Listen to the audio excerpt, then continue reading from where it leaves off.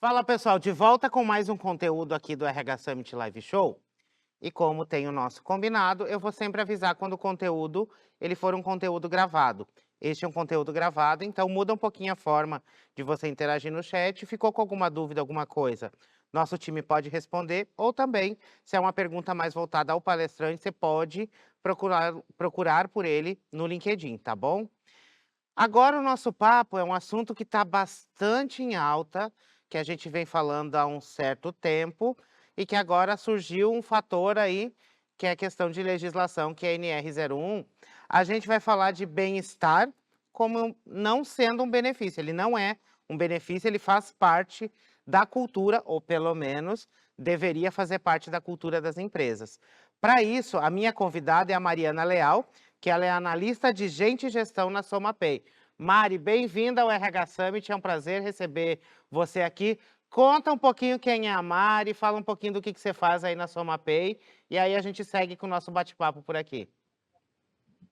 Então, oi, Léo, prazer estar aqui, né, batendo esse papo aqui sobre bem-estar, né, como você falou, já é algo que tem que fazer parte da cultura, né, das empresas. Eu tenho 5 anos, né, aí de área de RH, fui uma pessoa que passou por uma transição de carreira, né, então eu vim lá do direito, né, sou graduada em direito, atuei na área, passei por essa transição de carreira e hoje estou na área de gestão aí já há 5 anos e me encontrei, né, é onde eu sou apaixonada, é o que eu gosto de fazer, que é olhar para as pessoas, né, contribuindo sempre para a cultura, né, para a organização das empresas, para que elas sejam sempre um local em que as pessoas se sintam bem, né, se sintam bem e se sintam valorizadas. Mari, por mais que muita gente ache que o papo de bem-estar, segurança psicológica, ambientes seguros, seja um papo de psicólogo ou um papo de RH, esse é um papo que envolve as lideranças também e que a gente precisa construir culturas que priorizem esse bem-estar. Como que assim, qual que é o papel do RH hoje, tanto quanto área, mas também de formar esses líderes e essa cultura para que a gente consiga ter ambientes saudáveis, seguros e uma produtividade sustentável dentro das nossas empresas? Léo, o RH, né, hoje ele é o arquiteto assim da cultura organizacional, né? Quem estrutura as políticas, né, ali voltadas para as pessoas, né, para a área de gente, os programas, práticas alinhadas aos valores da empresa, né? Mas é a liderança que vai entregar essa cultura no dia a dia, né? No jeito de se comunicar, na tomada de decisões, né? No cuidar das pessoas. Então, se o bem-estar ele fica restrito só ao RH, né, isso corre o risco de virar uma ação mais periférica, né? Vai ficando à margem ali, vai ficando desconectada da estratégia principal, né? Então, precisa ser incorporado pela liderança, né? Sendo incorporado pela liderança, ele se transforma em algo mais estratégico, né? Que influencia diretamente a produtividade, a inovação e até influencia na retenção de talentos, né? O bem-estar ele precisa sair da caixinha de ser assistencial, né? Ser entendido como um compromisso de quem lidera, né? Então acho que é essencial que a liderança tome isso como realmente algo dela também, né? Eu gosto que você trouxe a palavra do arquiteto organizacional, que assim como numa obra, o arquiteto desenha o projeto, ele acompanha a obra, mas quem executa no dia a dia não é ele. Trazendo para a nossa rotina da empresa, a gente, como RH, desenha as políticas, faz o projeto como um todo, ensina, dá as diretrizes para as pessoas fazerem, mas quem executa é quem está lá no dia a dia fazendo as coisas.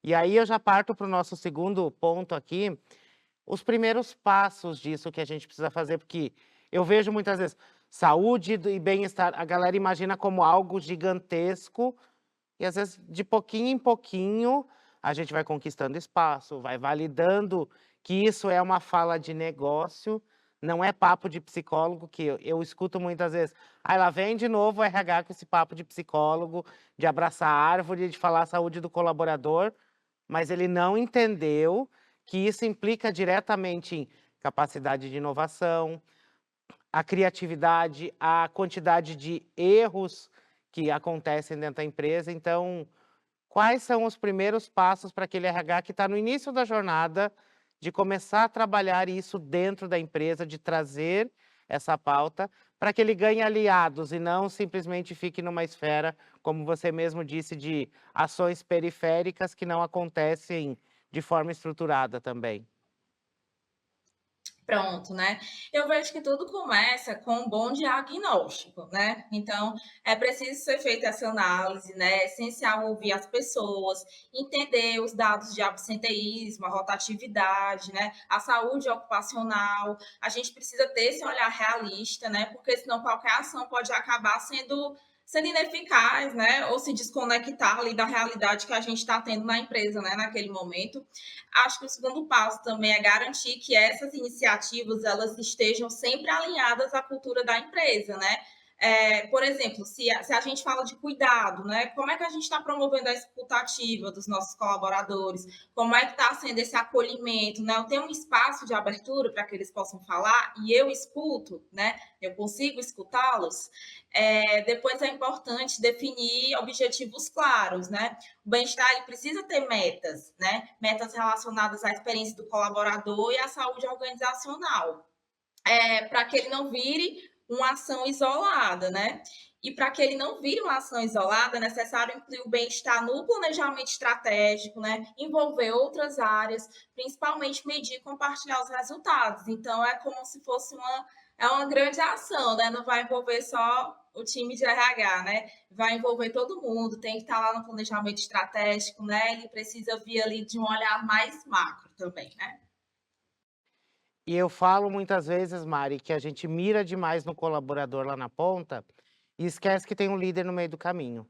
Esse líder pode super me ajudar nessa história, ou ele pode estragar tudo, se ele não entender que aquilo tem um objetivo de melhorar o resultado dele, mas acho que antes de melhorar o resultado dele, ele também se entender como um colaborador que também precisa de cuidado, porque quando a gente está falando de saúde e bem-estar, a gente está falando do líder também. Então, você acha que é por esse caminho, quando esse líder entende que também é sobre ele, que ele se torna um aliado dessa pauta? Como é que você tem feito aí na SomaPay? Sim, que os líderes eles precisam se enxergar como protagonistas, né? Mas tem um papel nosso, né, de engajá-los para isso, né? E eu acho que tudo começa com a sensibilização, né? A gente precisa sensibilizar essa liderança para o tema, né? Ter capacitações que mostram o impacto da saúde mental no desempenho, no clima organizacional, né? Fundamental que eles tenham essa visão, né? A gente precisa dar as ferramentas para eles, né? Como identificar sinais de sofrimento, como conduzir uma conversa de acolhimento, como ter conversas difíceis, né? Eles não precisam ser especialistas nisso, né? Mas é bom que eles estejam preparados, né? O exemplo da alta liderança também é um ponto-chave, né? Quando o topo da organização valoriza o bem-estar, legitima, encoraja o envolvimento de todos os níveis, né? A gente tem tudo para criar uma liderança total mais engajada, né? Mas vão ter barreiras, né? A gente sabe que vão ter as dificuldades, vão ter as barreiras, né? E aí vão vir crenças ultrapassadas, né? Vai ter a pressão por metas, vai ter o medo da vulnerabilidade, né? Aquele medo de parecer vulnerável. Mas, né, superando isso, a gente pode mostrar que o bem-estar é um fator também de performance, né? E que liderar com empatia não é fragilidade, é competência, né? Então é importante preparar a nossa liderança para isso. E volta, ou às vezes, assim, a gente olha para muito dado de mercado, quando a gente fala sobre saúde e bem-estar. A pesquisa X diz isso, a pesquisa Y diz aquilo, mas usa um pouco dos dados dessa pesquisa para olhar para dentro de casa. Volta lá no seu departamento pessoal, no seu departamento de saúde do trabalho, faz um levantamento. Quantas pessoas foram afastadas no último ano? Qual foi a causa? Tenta entender se a sua empresa já disponibiliza plano de saúde. Qual que é o maior uso? Será que são fatores, de questão de saúde mental, de saúde física?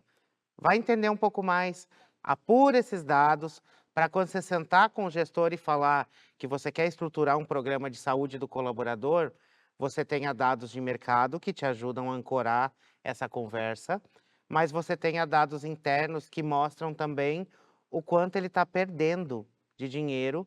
Se ligar essa pauta no final da história a resultado, é onde a gente ganha muita força na nossa discussão perante os líderes, né. Então, olha para fora, mas olha para dentro também, então, para que você consiga transformar esse discurso em prática do dia a dia, em parte da cultura da empresa.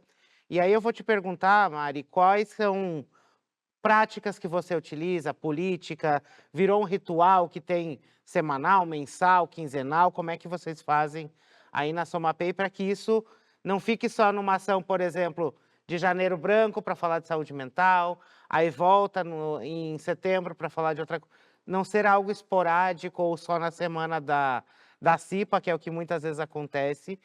Quais são as atividades que você faz de sustentação para manter isso vivo dentro da cultura da SomaPay?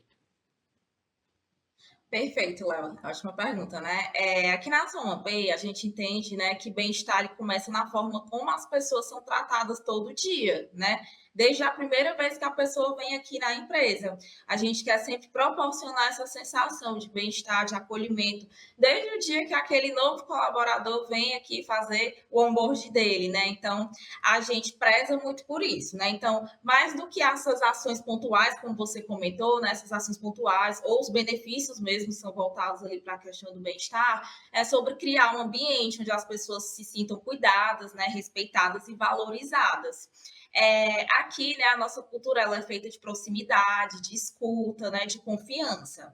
A gente tem aqui, né, o time de gestão que eu faço parte, que está sempre presente, nós somos muito acessíveis, né, seja para apoiar, né, para ouvir, simplesmente conversar, né. Às vezes a pessoa chama ali a gente no corredor, né, para falar algo, ela quer ser escutada naquele momento, alguma coisa que talvez ela ache que nem é tão importante, né, ou nem tem tanto valor, mas para a gente faz muita diferença, né, a gente já identifica sinais, né, a gente já consegue entender que aquela pessoa quer um acolhimento, né, então aqui a gente valoriza muito nessas formas de interação do dia a dia, né.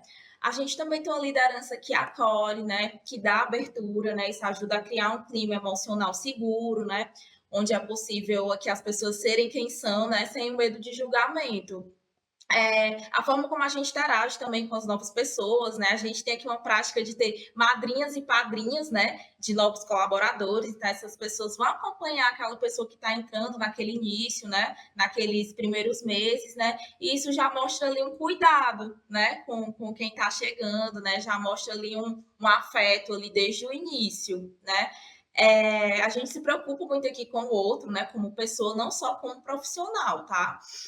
Então a gente valoriza muito a escuta também, né? Então a gente, tanto essa escuta que eu estou te dizendo aqui do dia a dia, né? De ter esse contato com as pessoas, como em pesquisas de clima, né? A gente faz aqui pesquisas de clima a cada 3 meses, né? Tem espaço para as pessoas darem sugestões, né? Então a gente está sempre entendendo como está o clima aqui de cada setor, né? Como é que a SomaPay está. A gente promove muito uma cultura de feedback, Léo, aqui, né? A gente incentiva o tempo todo, né, que a liderança faça feedbacks, né, feedbacks construtivos com seus times, para que esses times possam evoluir, né, se desenvolvam aí sempre com essa escuta mais acolhedora, né? E essas conversas sobre desenvolvimento, elas acontecem de forma genuína, né? E não assim só como uma obrigação do processo, né? Algo que a gente incentiva, independentemente se está tendo um período de avaliação de desempenho, por exemplo, né? Ou se está tendo algo para que uma meta seja alcançada. Independentemente disso, a gente está sempre promovendo, né, esse incentivo e esses feedbacks, né? O ambiente conta também, né? Eu acho que aqui, quando eu vim aqui a primeira vez na Samampa, eu fiquei muito encantada, né? O nosso espaço é um espaço aberto, né? Uma pegada open space, né? Então, a gente já sente um ambiente que é colaborativo, onde a gente vai, né? Porque é tudo muito amplo, tudo muito aberto, e isso é pensado para favorecer essas trocas, né? Pequenas coisas do dia a dia também vão influenciando, né? Nas pessoas se sentirem bem aqui, como que a gente tem snacks, né? Todo dia sempre tem um lanchinho, né? De manhã e à tarde, né? O pessoal gosta. É algo que são snacks que chamam a atenção assim do pessoal, né? E aí a gente também tem esse cuidado com a alimentação, a flexibilidade para você poder resolver alguma coisa se você estiver precisando, né? Ah, preciso de uma consulta médica, né? Preciso fazer um exame, tenho algo pessoal para resolver, né? A gente consegue aqui ter essa flexibilidade para que você consiga, né, resolver algo que está precisando. É o day off no aniversário, né? Que a gente também tem um voucher cultura, né? Que já te incentiva a fazer uma coisa legal ali no dia do teu aniversário, ir no cinema, ir numa livraria, ir no teatro, né? Então, a gente vai trazendo bem-estar, né? Em todas essas categorias e não só naqueles benefícios ali de praxe, né? Que toda empresa tem, né? Claro que esses benefícios eles são estruturados, né? Assim como um plano de saúde, um apoio psicológico, um programa de atividade física, capacitações, né? Isso a gente vai ter também. Mas é mais do que isso, né? O mais importante é que tudo isso vem de um lugar coerente com quem a gente é, né? Com que a Soma Pay pratica, tá? E o bem-estar para a gente ele é mais do que essas iniciativas, né? Ele é um reflexo da nossa cultura, né? Do respeito às pessoas, do cuidado dos relacionamentos, né? Da forma como a gente leva os nossos valores para a prática todos os dias. Eu gosto que você me trouxe, Mari, coisas que não têm nada a ver com tecnologia. Escuta, eu não preciso de tecnologia para escutar as pessoas, basta que eu converse com elas. Um líder da feedback, ele entender que aquilo é importante para o desenvolvimento da equipe dele, para o resultado dele, para o clima dele. E aqui eu vou fazer um puxão de orelha, assim, cada conteúdo tem um puxãozinho de orelha, Mari. Você faz pesquisa de clima, você está ouvindo o colaborador? Dá resposta. Nem que seja, não vai ser possível agora, não é possível fazer agora, por esse motivo. Para que ele responda, para que ele entenda um pouco da rotina, para que ele entenda o que é possível e para que nas próximas rodadas ele responda essa pesquisa de clima de novo com intenção de que aquilo melhore e não simplesmente para cumprir tabela. Tanto que a gente vê que às vezes não responde, a gente não dá resposta para esse colaborador, só vai caindo a taxa de adesão da pesquisa de clima. E, por favor, se você não fez pesquisa de clima, se você não ouviu o seu colaborador durante a jornada dele inteira, esquece a pesquisa de desligamento, tá? Não faz entrevista de desligamento. Porque se durante a jornada dele dentro da sua empresa, você não quis ouvir esse colaborador, na hora que ele está saindo que não faz sentido, né? Então, vamos ter um pouquinho de noção nisso e tomar cuidado durante a jornada, não só a preocupação de fazer uma entrevista de desligamento na saída, que isso é só cumprir tabela e não ajuda em nada o que está acontecendo dentro da empresa. Você tem que se preocupar durante a jornada dele, para que aí, né, Mari, a gente tenha essa jornada de bem-estar.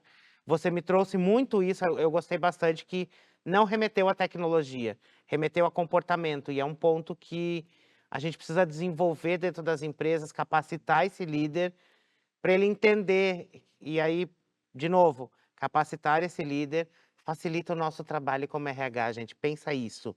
Quando você estiver desenvolvendo líder, pensa que te ajuda. Diminui rotatividade, diminui problema de clima, diminui até passivo trabalhista. Então, foca no líder também, foca no colaborador, mas foca no líder para impactar o colaborador. Então, acho que, Mari, ficou para mim muito marcado esse ponto de comportamento. O RH olhar para o comportamento e não só para a ferramenta tecnológica, para a inteligência artificial, que já está todo mundo achando que faz tudo. Então, você me traz um viés muito humano de como vocês se relacionam com os colaboradores e com os próprios líderes da SomaPay. Então, fica a dica, RH, às vezes não é tecnologia em tudo, né? É isso. São relações, né? São relações humanas. Eu acho que vem aí antes da tecnologia. Exatamente. Mari, está acabando o nosso tempo aqui. Obrigado por trazer um pouco de como que vocês fazem RH na SomaPay, esse cuidado com o bem-estar, essa ligação com o resultado do negócio. Toda a pauta de RH deveria ter uma ligação com o resultado de negócio. Se não tem, a gente já está errado. E é onde eles ficam olhando para a gente como, lá vem o RH abraçar a árvore, lá vem o psicólogo no negócio. Tá aí uma pessoa que não é psicóloga falando de bem-estar e trabalhando no RH. Então, RH não é só coisa de psicólogo. Mari, brigadão pelo Tô quase, papo. Oi? oh, desculpa. Não, eu tô quase lá, né? Vim de outra área, né? Mas final do ano tô aí, viu? Já na psicologia, me Olha, graduando. Ó, muito bom. Então vai ser uma advogada psicóloga, uma psicóloga advogada. Vamos descobrir que nos próximos anos a gente descobre qual que vai gritar mais alto, mas obrigado por esse papo. Esse conteúdo acho que reforça muito a nossa missão como RH, que é ter essa noção de comportamento, esse viés humano, e não simplesmente a gente se apegar à tecnologia e achar que ela vai fazer tudo. Então, brigadão pelo papo, Mari. Pessoal, a gente volta já já com mais um conteúdo aqui do RH Summit Live Show, para a gente continuar discutindo humano, artificial, comportamental. Não, a junção desses três que faz um RH estratégico. Até mais, pessoal.